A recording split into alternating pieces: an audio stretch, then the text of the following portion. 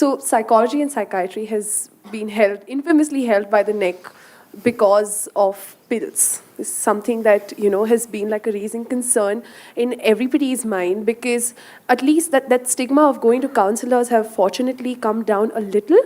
But the fact that people go to psychiatrists and the fact that they are prescribed pills is somehow still there.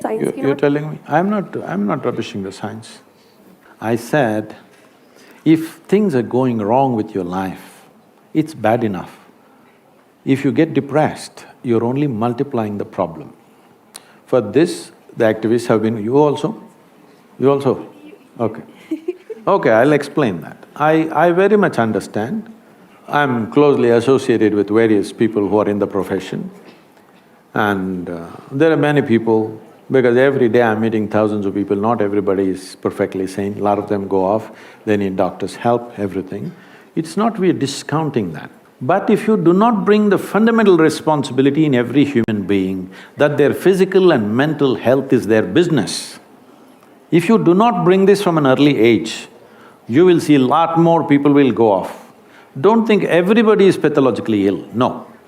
Those who are pathologically ill, without medication for periods of time, they may not be able to come out at all. Some of them will never come out, that is also there, that's a different matter. But we are talking about all the fringe kind of madness, which all of us have. Something goes wrong, I can also drive myself into depression. I can also drive myself into depression. Something that I want doesn't happen.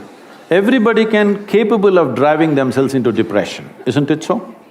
Is it possible or not? So what you're saying is depression is not a choice? I mean, is that what you're saying? You think depression is a choice? Please understand, there are some who are pathologically ill. It gets them in spite of themselves. But many of them push themselves into it. Suppose you get very angry, what is the expression you use? I'm mad at you. So consciously, willingly you're getting mad because you get some results in the society. If you keep trying it, because the line between sanity and insanity is so thin, if you push, one day you will cross. There are many people in the world who need not be ill, both physically and mentally, not just mental illness I'm talking. Both physically and mentally, they need not be ill. See, right now, for last 50 years, some millions of cardiac surgeries have been done.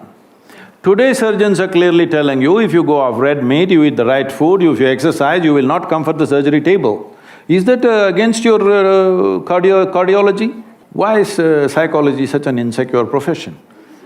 Absolutely not. There's a certain diagnostic criteria for… So, I might be sad, I might be extremely sad, but that does not mean that I am depressed. I am entitled to my sadness. See, please, who doesn't know this? Do I look so simplistic that I don't understand somebody is sad and somebody is depressed? But is it possible that many people push themselves into depressive states at certain times in their life, and the same people also came out in a determined way? Is it there?